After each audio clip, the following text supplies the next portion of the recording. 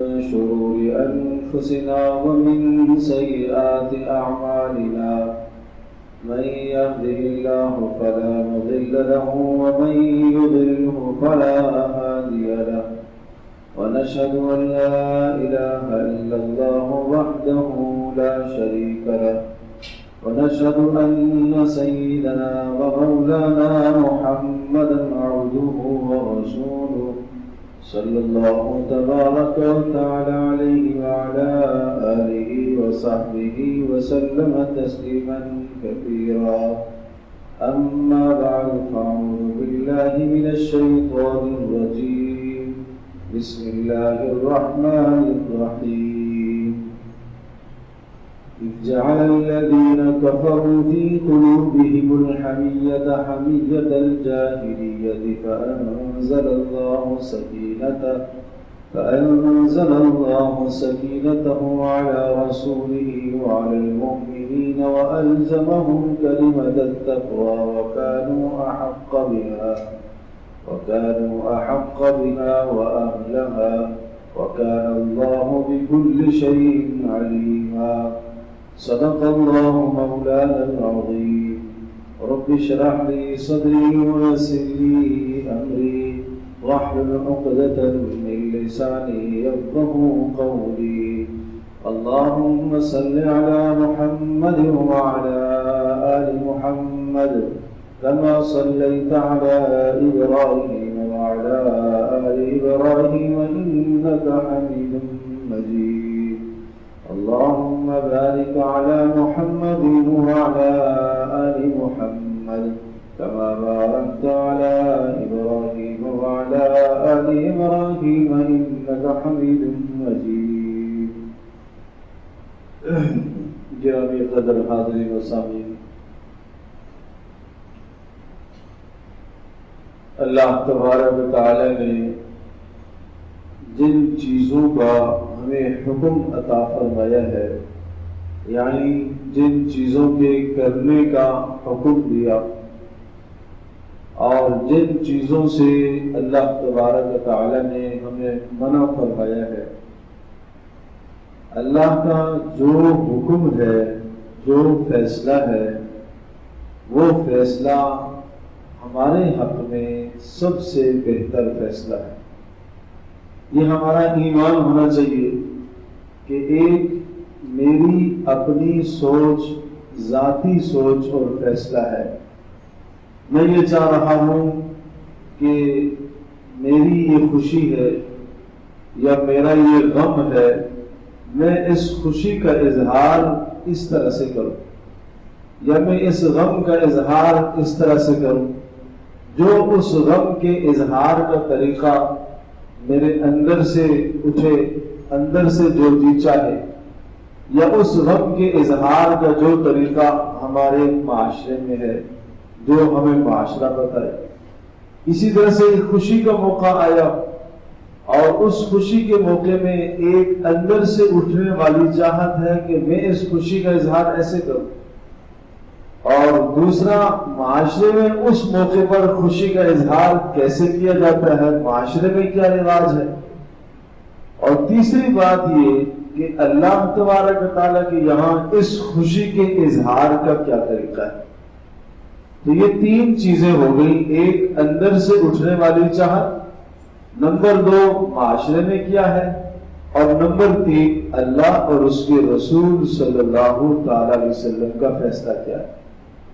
میں یہ سمجھتا ہوں کہ میں نے جو اپنے حق میں خوشی کے اظہار کا یا اپنے لیے کوئی بھی فیصلہ کیا، میں اپنی ذات کے لیے سب سے زیادہ مخلص ہوں، اپنی ذات کے بارے میں سب سے زیادہ بہتر فیصلہ کر سکتا ہوں۔ یا میں یہ کہوں کہ میرا معاشرہ، جس معاشرے میں میں رہتا ہوں، میرے اعزاء، میرے اقرباء، میرا خاندان، قرابت داری، کنبہ، یہ سب کے سب اس موقع پر جو فیصلہ میرے بارے میں کریں گے وہ فیصلہ بہت بہتر ہوگا۔ اور تیسری صورت یہ ہے کہ میں یہ سوچوں اور کہوں کہ اللہ اور اس کے رسول صلی اللہ تعالی علیہ وسلم کا فیصلہ اس موقع کا میرے بارے میں جو ہوگا وہ سب سے بہترین ہوگا۔ ایماندار آدمی کا ایمان یہ ہے کہ میرے اللہ اور میرے رسول کا جو فیصلہ ہے وہ سب سے بلند ترین اور سب سے بہترین فیصلہ ہے.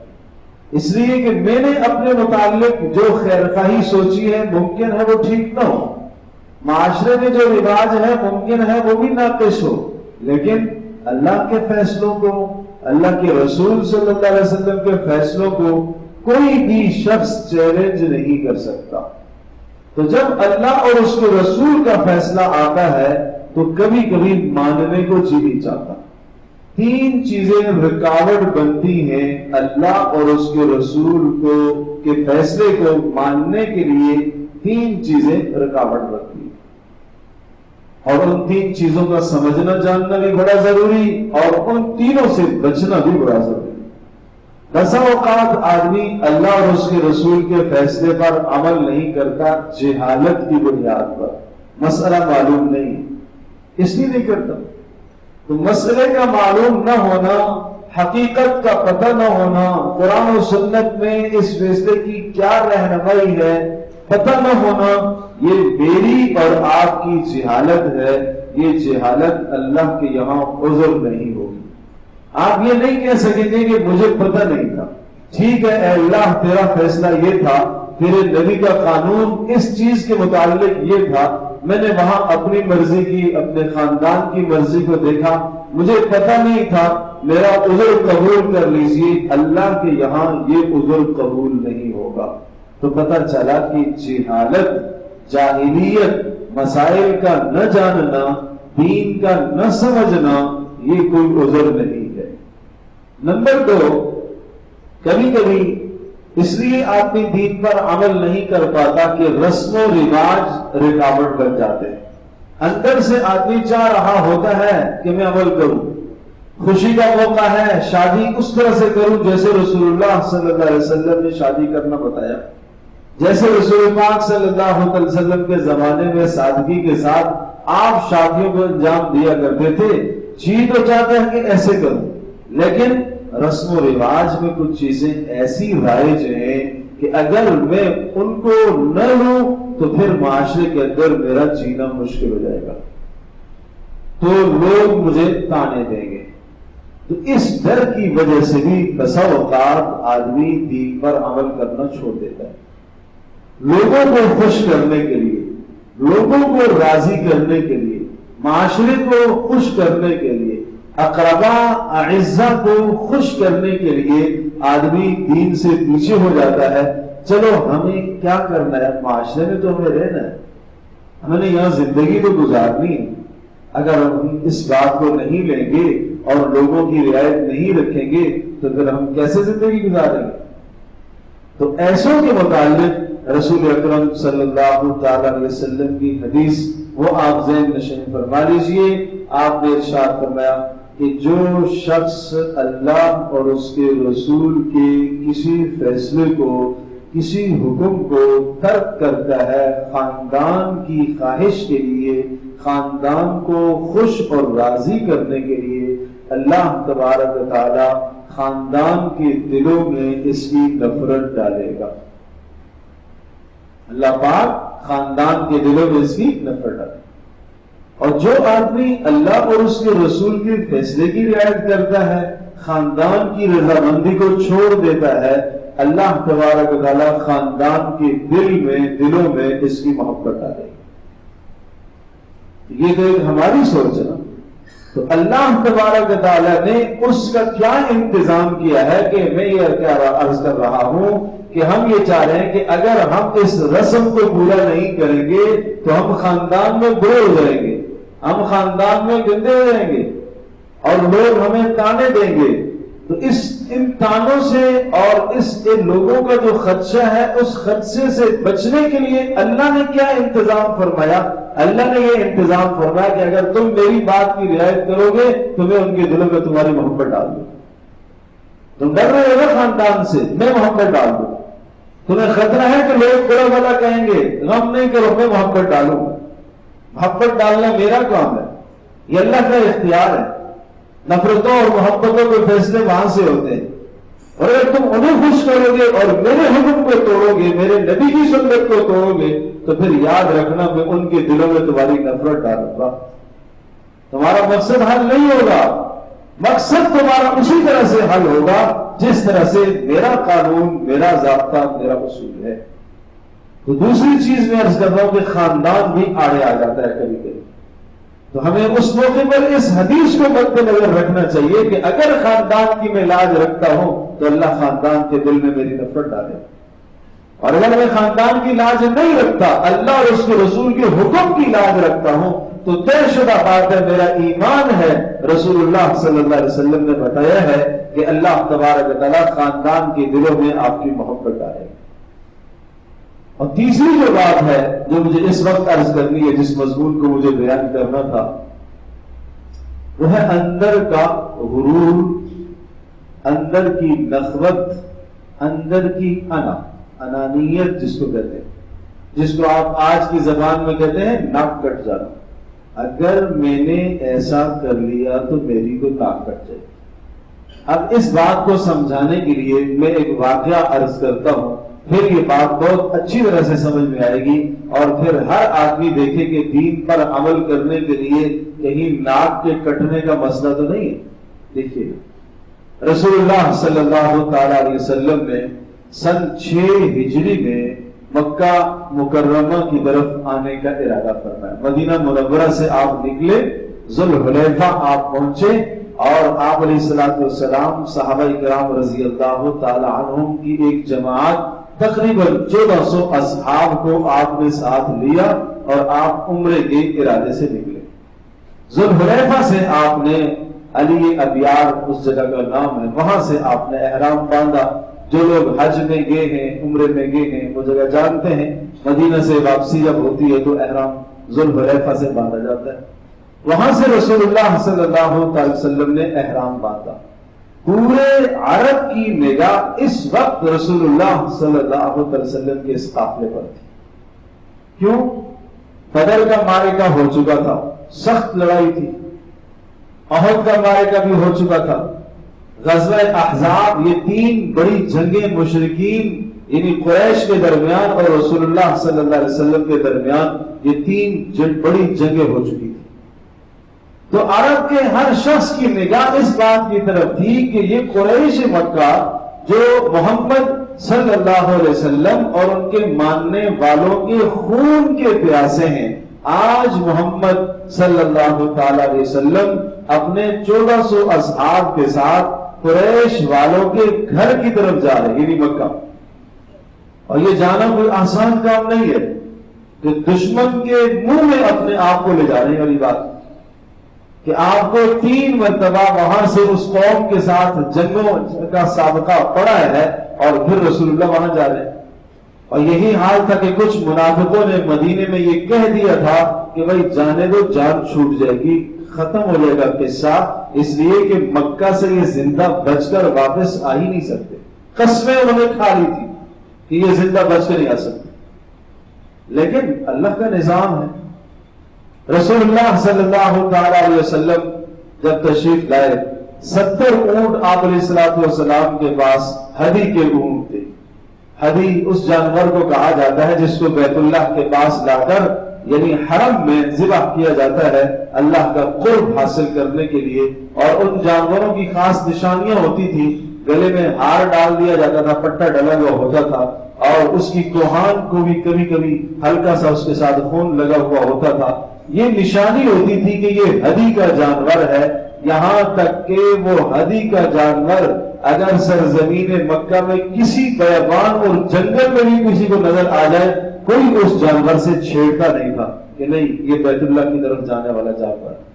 اس بیت اللہ کا اتنا احترام تھا، اور کوئی شخص اس جانور پر سواری کرنا گوارا نہیں کرتا تھا۔ اونٹنی ہے، دودھ نکالنا گوارا نہیں کرتے تھے کہ یہ ہدی کی اونٹنی ہے، ہدی کا جانور ہے۔ اس طرح سے رسول اللہ صلی اللہ علیہ وسلم ہدی کے جانوروں کو لیے ہوئے حضرت صلی اللہ تعالی علیہ وسلم مکہ کی طرف روانہ ہیں۔ قریش مکہ کو اس کی اطلاع ہوئی، انہوں نے حالات کی تفتیش کے لیے اپنے افراد کو بھیجا۔ جواب یہ آیا کہ لڑنے کے لیے تو نہیں آئے ہیں، عمرہ کرنے کے لیے آئے ہیں۔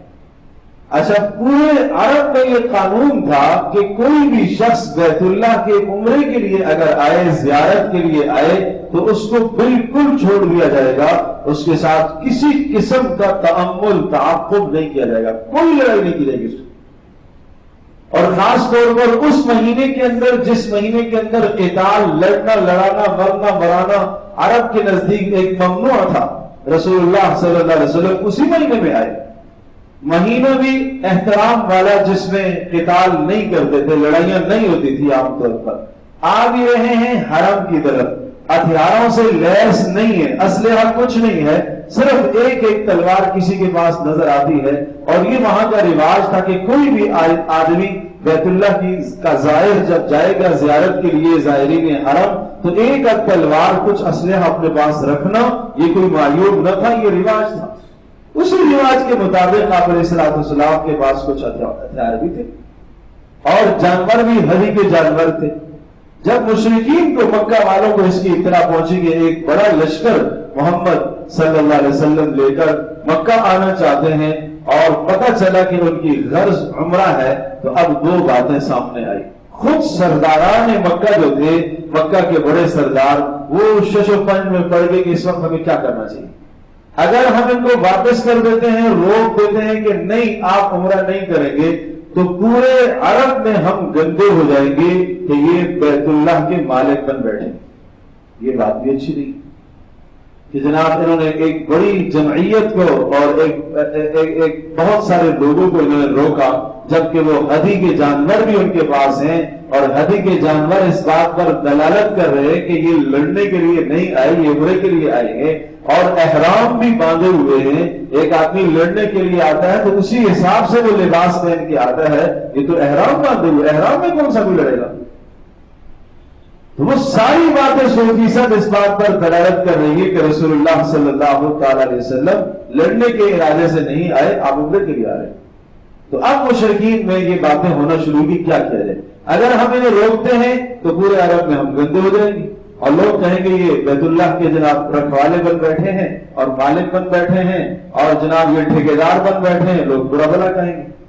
اور اگر ہم ان کو نہیں روکتے، اجازت دے دیتے ہیں کہ آئیں اور عمرہ کریں، تو یہ ہماری ناک کا مسئلہ ہے. یہ ہے بات، یہ کیا ہے؟ ہماری ناک کا مسئلہ. اس میں ہماری ناک کٹے گی کہ کس طرح سے امن و امان کے ساتھ تمہارے دشمن، جن کے ساتھ پچھلے سال، اس سے پچھلے سال، اس سے پچھلے سال آپ لڑے ہو، برسر پیکار ہوئے، آمنا سامنا ہوا ہے اور جانے گئی ہیں دونوں طرف سے، آج وہ امن و امان کے ساتھ یہاں سے عمرہ کر کے چلے جائیں، یہ ہماری ناک کا مسئلہ ہے. یہ تھی ناک. اب کیا ہوا؟ آپس میں مشاورت ہوتی رہی اور بہت سارے جو ہے نا مشرکین کی طرف سے نمائندے بن کے جاتے رہے. بدیل بن ورقہ یہ ایک سردار تھے، یہ آئے، انہوں نے آ کے پوچھا کیوں آئے، کیسے آنا ہوا؟ بھائی ہم تو عمرے کے لیے آئے. اچھا. اور وہ بن مسعود ثقفی بعد میں مسلمان ہو گئے تھے، یہ آئے، کیسے آنا ہوا؟ بھائی ہم تو عمرے کے لیے آئے. انہوں نے آ کے اپنے قبیلے والوں کو، قریش کو کہا، عروہ نے، بھائی اللہ کی قسم میں نے ایسا آدمی نہیں دیکھا اور اس کی اتباع اور اطاعت کرنے والے میں نے ایسے نہیں دیکھے. کہا کیا دیکھا آپ نے؟ کہا بس مت پوچھو، وہ اللہ کا بندہ ہاتھ دھوتا ہے، چہرہ دھوتا ہے، بازو دھوتا ہے، تو نیچے لوگوں نے ہاتھ رکھے ہوئے ہوتے ہیں، پانی زمین پر نہیں گرنے دیتے، اور وہ پانی اٹھا کے چہروں کے ساتھ اور جسم کے ساتھ ملتے ہیں.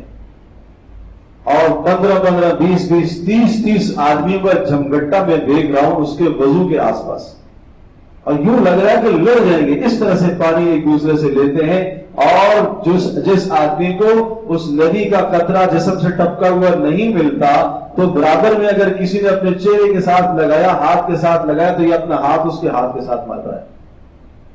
یہ عزت میں نے نہیں دیکھی. میں کیسر و کسرا کو دیکھا، لیکن یہ عزت میں نے نہیں دیکھی جو محمد کے ماننے والوں کو میں نے دیکھا کہ اس کی ایسی عزت کر رہے. ایسا روب پڑ گیا ان لوگوں کے دلوں میں. پھر بات وہی آئی کہ بھائی اگر یہ آگے اور عمرہ کر کے چلے گئے تو پھر یہ ہوگا کہ یہ تو ہماری ناک کا مسئلہ ہے، ہماری ناک کٹ جائے گی. یہ کیسے ہو سکتا ہے؟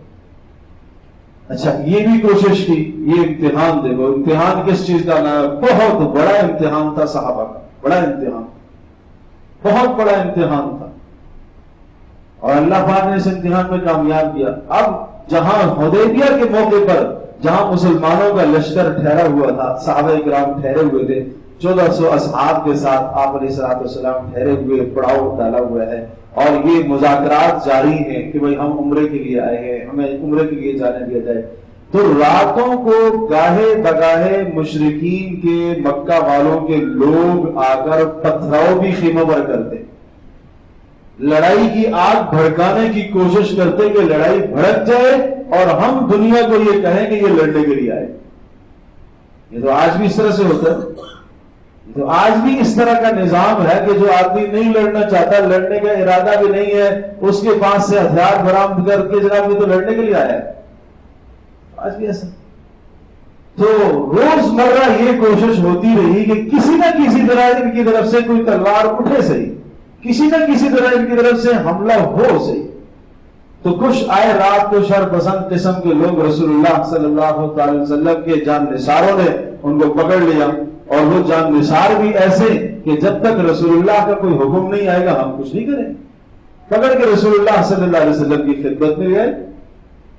اب ایک سزا تو یہی تھی کہ ان کو ختم کر دیا جاتا، قتل کر دیا جاتا، لیکن لڑنے کے لیے آئے نہیں۔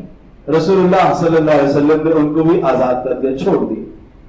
تو غرض یہ کہ ہر طرح سے صحابہ نے انتہائی تحمل کیا، بردباری سے کام لیا، تحمل مزاجی سے کام لیا، کسی بھی جگہ پر رسول اللہ صلی اللہ علیہ وسلم کے اصحاب نے ہاتھ نہیں اٹھایا۔ اور ادھر یہی باتیں ہو رہی ہیں کہ اب کیا کیا جائے، کیا کیا جائے۔ بالآخر فیصلہ یہ طے کیا قریش نے کہ بھائی ہمیں ان کو ہرگز اس وقت مکہ میں نہیں داخل ہونے دینا ہے، اگر داخل ہونے دے دیا ہم نے تو یہ ہماری ناک کٹ جائے گی، یہ ہماری ذلت ہو جائے گی، ہماری عزت خاک میں مل جائے گی۔ قرآن نے اسی بات کو ذکر کیا، اذ جعل الذین کفروا فی قلوبہم الحمیہ حمیۃ الجاہلیہ، کہ ان کو اندر سے جاہلیت کے غرور نے پکڑا، جاہلیت کی نفخت نے ان کو پکڑا، نخوت اندر آئی، غرور اور تکبر آیا کہ یہ کیسے ہو سکتا ہے کہ یہ عمرہ کر کے آسانی کے ساتھ یہاں سے چلے جائیں، ہم ان کو نہیں آنے دیں گے۔ 100% مانتے ہیں کہ یہ حق پر ہیں، یہ عمرے کے لیے آئے، لڑنے کے لیے آئے، نہیں آئے۔ یہ بات بھی مانتے ہیں کہ کوئی بھی اگر زائر حرم آتا ہے تو اس کو آنے کی اجازت دی جائے گی، اس کو نہیں روکا جائے گا۔ یہ بات بھی قانون کے اندر وہاں شامل تھی کہ اگر کوئی زائر ساتھ ہدی اور جانور لے کے آتا ہے اور وہ ہدی کا جانور ہے تو پتہ ہے اس ہدی کے جانور کے ساتھ بھی نہیں چھیڑا جائے گا اور اس آدمی کے ساتھ بھی نہیں چھیڑا جائے گا۔ یہ بات بھی اس قانون میں شامل تھی کہ اگر کوئی آدمی اشہر حرم احترام والے جو مہینے ہیں، ذی قعدہ کے مہینے میں آپ آئے تھے اور یہ مہینہ احترام والا سمجھا جاتا تھا، اس مہینے میں کوئی بھی آدمی آئے گا اس کے ساتھ کوئی تعرض اور لڑائی نہیں کی جائے گی۔ یہاں تک کہ یہ بات بھی مسلم تھی کہ اگر باپ کا قاتل بھی حرم میں داخل ہو گیا اس کے ساتھ کوئی چھیڑ چھاڑ نہیں کرے۔ یہ ساری باتیں مسلم تھی، یہ سارے قانون تھے ایک طرف، لیکن آج ان تمام کے تمام قوانین کو اور تمام کے تمام ضابطوں اور اصولوں کو قریش نے بالائے طاق رکھا، اور نخوت اور غرور اور تکبر جس کو آپ کہتے ہیں، جاہلیت کے نہیں ہماری ناک کٹ جائے گی، انا کا مسئلہ بنا کر رسول اللہ صلی اللہ تعالی علیہ وسلم کو انہوں نے عمرے سے روک دیا۔ تو بات یہ عرض کر رہا ہوں، اس میں بڑی تفصیل ہے، مجھے اس وقت اس تفصیل میں نہیں جانا، مجھے صرف یہاں تک یہ بات، یہ پوائنٹ ذکر کرنا تھا کہ دیکھو کبھی کبھی ایسا ہوتا ہے، آدمی جانتا ہے کہ یہ سامنے والا حق بات کہہ رہا ہے، آدمی جانتا ہے کہ یہ حق بات ہے، میں غلطی پر ہوں، آدمی جانتا ہے کہ اس کی بات درست ہے، میری بات غلط ہے، 100% اندر سے اطمینان ہے، اندر ملامت بھی کر رہا ہے، اندر کا ضمیر سے ملامت کر رہا ہے کہ تمہیں ایسا نہیں کرنا چاہیے، لیکن انا کا مسئلہ بنا کر آدمی سامنے والے کی بات کو ٹھکرا دیتا ہے، اس کی درست بات کو ٹھکرا دیتا ہے، غلط کر دیتا ہے اور اپنی بات کو صحیح کر دیتا ہے۔ تو قرآن نے اس آیت سے ہمیں یہ پیغام اور یہ سبق دیا کہ بسا اوقات دین پر عمل کرنے کے لیے، اسلام پر عمل کرنے کے لیے یہ چیز تمہارے سامنے رکاوٹ بن سکتی ہے، یہ انانیت رکاوٹ بن سکتی ہے۔ گھر کے اندر کی زندگی آپ لے لیں، گھر کے اندر کی زندگی کیا ہے؟ گھر کے اندر میں اگر ایک باپ اپنے بیٹے کو کوئی صحیح اور درست نصیحت کرتا ہے تو اگر نصیحت صحیح طریقے سے ہو، پہلی بات یہ کہ بات حق ہو جو نصیحت کی کہی جا رہی ہے، غلط بات نہ ہو۔ نمبر 2، حق طریقے سے بات صحیح طریقے سے کہی جائے، ذلیل اور رسوا کرنے کی غرض سے نہ کہی جائے۔ تیسری بات، نیت بھی درست ہو، بات بھی حق ہو، طریقہ بھی حق ہو، نیت بھی درست ہو۔ چلو نیتوں کا مالک اللہ ہے، وہ اللہ جانتا ہے دل میں اس کی کیا نیت ہے، لیکن اگر بات ایک آدمی حق کہہ رہا ہے، طریقہ بھی اس کا حق کا ہے، وہ کنارے ہو کے آپ کو اور مجھے سمجھا رہا ہے، سب کے سامنے رسوا نہیں کر رہا ہے، تو اب اس بات کو نہ لینا اور انا کا مسئلہ بنانا یہ بڑا جرم ہے، یہ بڑا جرم اور ظلم ہے۔ اس سے آدمی اپنے آپ کو بچائے۔ اسی طرح سے ایک شوہر بیوی کو کوئی نصیحت کرتا ہے، بیوی کوئی حق بات شوہر کو بتاتی ہے، درست بات بتاتی ہے، بیٹا اپنے باپ کو کوئی صحیح بات بتاتا ہے لیکن اس کی بات اس لیے ٹھکرا رہا ہے کہ یہ بیٹا ہے، اس کی بات میں کیوں مانوں؟ شوہر بیوی کی بات درست بات کو اس لیے ٹھکرا رہا ہے کہ یہ بیوی ہے، اگر میں اس کی بات سن لیتا ہوں، مان لیتا ہوں تو یہ میرے اوپر حاوی ہو جائے گی۔ تو یہ ہے، یہ اندر کا غرور ہے، یہ اندر کا کبر ہے، یہ اندر کی انانیت ہے، اور یہ شیطان کی طرف سے انسان کے ضمیر پر، آدمی کے نفس پر بدترین حملہ ہوتا ہے، اور شیطان آدمی کو اس طرح سے حق سے دور کرنے کی کوشش کرتا ہے۔ آدمی کو چوکنا رہنا چاہیے، ہوشیار رہنا چاہیے۔ تو میں نے عرض کیا تھا کہ 3 چیزیں رکاوٹ بنتی ہیں دین پر عمل کرنے کے لیے، 3 باتیں رکاوٹ بنتی ہیں، اور ان 3 چیزوں کو اپنے اندر سے دور کرو، نکالو۔ پہلی چیز عرض کیا تھا، جہالت رکاوٹ بنتی ہے، جہالت کی وجہ سے آدمی دین پر عمل نہیں کر پاتا، قیامت کے دن جہالت کوئی عذر نہیں ہوگا۔ نمبر 2 عرض کیا تھا، خاندان کے رسم و رواج رکاوٹ بن جاتے ہیں کہ اگر اس موقع پر میں نے اس بات پر عمل کیا تو خاندان کی منشا کے خلاف ہے، لوگ ناراض ہو جائیں گے، لوگ مجھ سے روٹھ جائیں گے۔ اس کے لیے رسول اللہ صلی اللہ علیہ وسلم کی حدیث بتائی کہ آپ نے ارشاد فرمایا، جو آدمی خاندان کی بات کی لاج رکھ کر اللہ کے حکم کو توڑتا ہے، اللہ پاک خاندان کے دلوں میں اس کی نفرت پیدا کرے گا، اور جو آدمی خاندان کی لاج رکھے بغیر اللہ کے حکم کو پورا کرتا ہے، خاندان کی بات کی رعایت نہیں رکھتا، اللہ کے فیصلے کو دیکھتا ہے، اللہ خاندان کے دل میں اس کی محبت ڈالے گا۔ اور تیسری چیز میں نے عرض کیا کہ اندر کی انانیت، غرور اور تکبر اور نخوت ہے انسان کے اندر، جب یہ غرور بھر جاتا ہے تو یہ بھی آدمی کو حق بات سے روک دیتا ہے۔ دیکھو شیطان نے آدم علیہ السلام کے سامنے سجدہ نہیں کیا، اس کو کیا چیز تھی، کیا رکاوٹ آئی اس کے سامنے؟ سب سے اول رکاوٹ کیا آئی اس کو؟ کیا سجدہ کرنے سے اس کو بہت بڑی مشقت تھی؟ کیا کوئی سجدہ کئی سالوں کا یا کئی گھنٹوں کا تھا؟ نہیں، اندر کا غرور، تکبر، نخوت، کیا یہ تو مٹی سے بنا ہے اور میں آگ سے بنا، میں اس سے بہتر، میں اس سے بہتر ہوں، میں اس سے اعلیٰ ہوں، میں کیوں اس کی بات مانوں سنوں، میں کیوں اس کے سامنے جھکوں، میں کیوں اپنے آپ کو جھکاؤں؟ اس لیے کہ سامنے والا مجھ سے کمتر ہے۔ تو آج اگر یہ ضمیر اور یہ مزاج ہے کہ بھئی میں اس کی بات کیوں سنوں، اس لیے کہ یہ مجھ سے گھٹیا ہے، یہ مجھ سے کمزور ہے، یہ مال میں، یہ طاقت میں، یہ عزت میں، یہ کسی بھی چیز پہ، یہ مجھ سے منصب میں کمزور ہے، میں اس کی بات نہیں سنتا۔ اگر کوئی آدمی حق بات اس طرح سے ٹھکراتا ہے تو یہ غرور اور کبر ہے۔ ایسے شخص کا حشر قیامت کے دن پھر شیطان کے ساتھ ہی ہوگا، جس نے اللہ کے حکم کو اس لیے ٹھکرا دیا کہ آدم مٹی سے پیدا ہوا ہے اور میں آگ سے بنایا ہوا ہوں، اور جب میں آگ سے ہوں، آگ بلندی کی طرف جاتی ہے، اوپر اٹھتی ہے، مٹی نیچے کو آتی ہے، مٹی میں پستی ہے اور آگ میں علو اور بلندی ہے، اس لیے ایک بلند ہو کر میں پست کی بات نہیں سن سکتا۔ تو میرا بھی دوستو بزرگوں، یہ نخوت شیطانی ہے۔ اللہ پاک ہم سب کی حفاظت فرمائے اور اللہ پاک حق پر ہمیں عمل کی توفیق